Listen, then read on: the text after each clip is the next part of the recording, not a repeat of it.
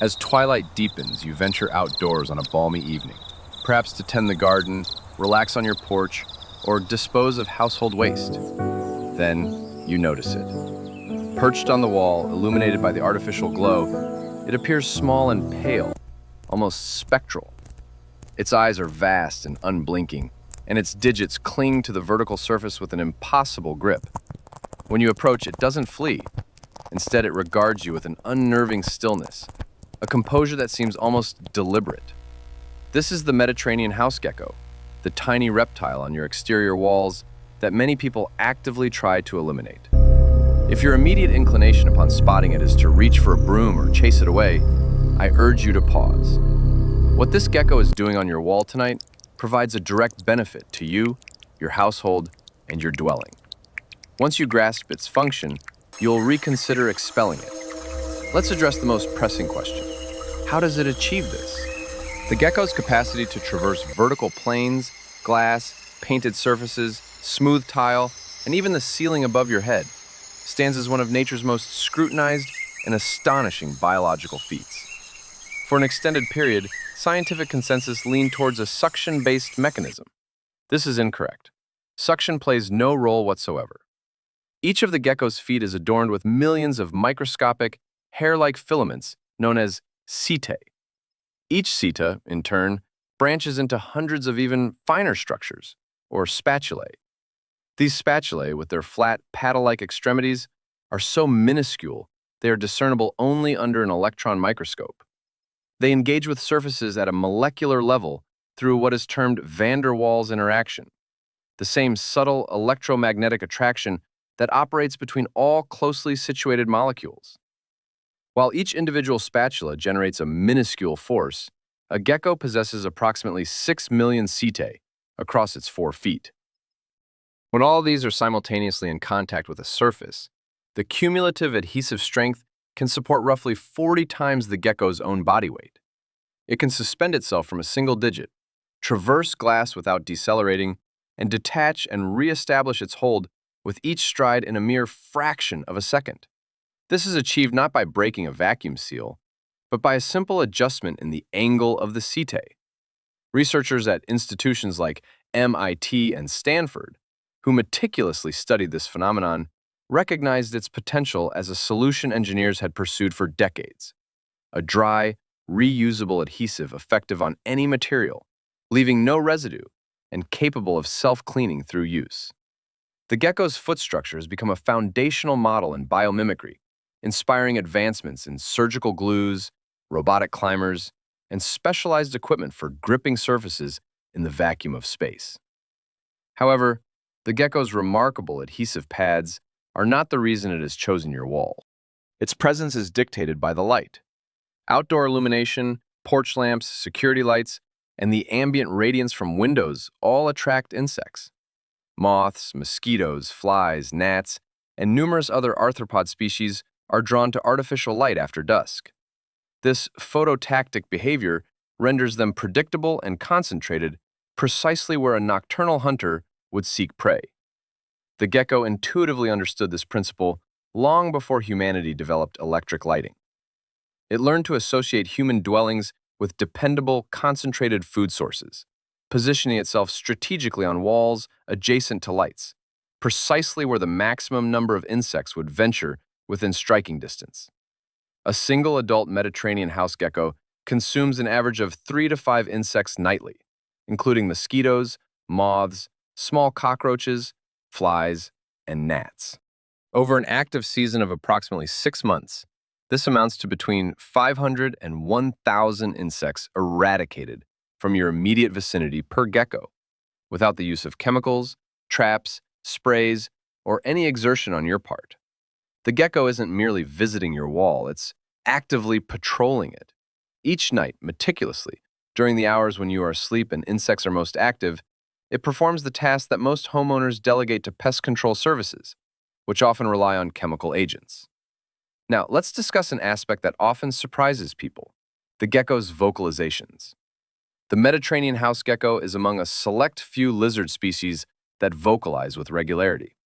It emits a series of brief, sharp chirping or clicking sounds, particularly during territorial disputes with its own kind and throughout the mating season. These calls are typically too faint for most people to consciously register.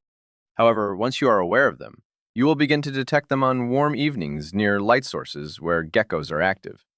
The chirp of a gecko near your porch light on a summer night represents one of the most ancient auditory markers of human settlement in warmer climates.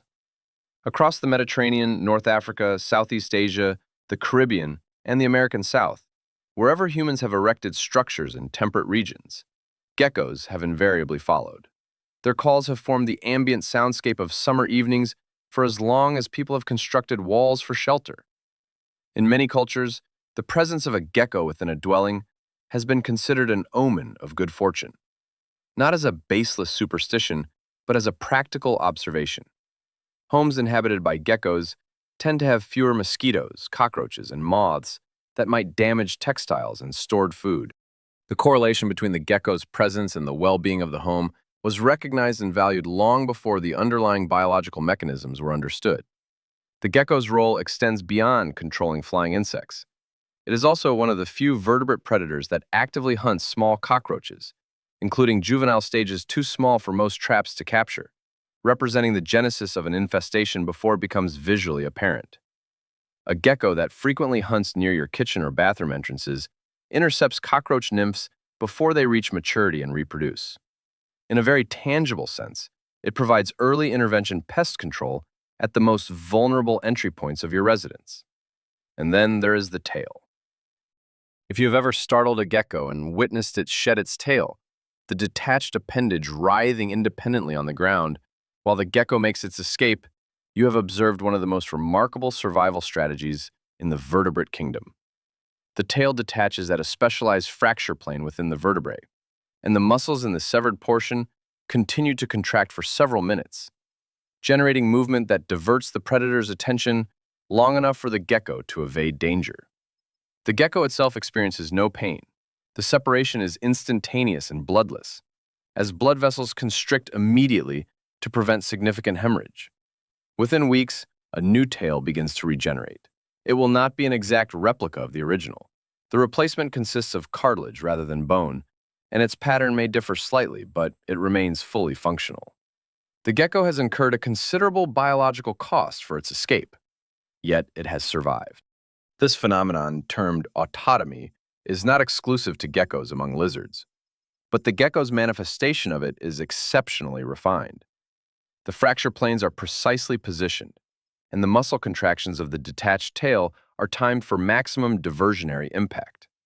It is a defense system of considerable sophistication, operating within an animal that most individuals dismiss as a minor nuisance. Now, let's address a concern that preoccupies many homeowners: the droppings.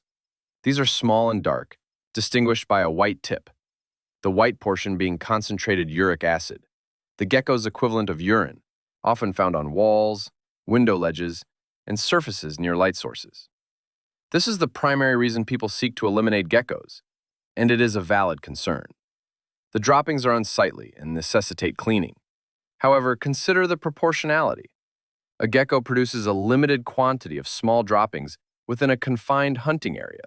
A cockroach infestation, which the gecko actively prevents, results in droppings scattered across every surface of a kitchen, contaminates food, and harbors bacteria that pose a genuine health risk.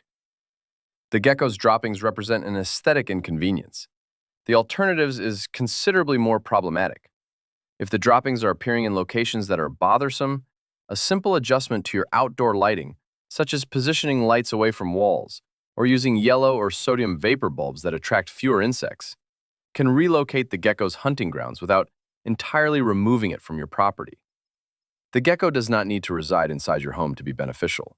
It needs to be proximate to your dwelling, on the exterior walls, near entry points, in the areas where insects migrate from the outdoors inwards. That is its hunting territory, and that is where its value to you is greatest. Therefore, the next time you step outside on a warm evening and observe those large eyes observing you from the wall, take a moment before reacting. The gecko has been diligently working on that wall in the darkness since before you emerged. It was present last night and will be there again tomorrow night. It has selected your home because it offers what it requires: warmth, light, and the insects that light attracts.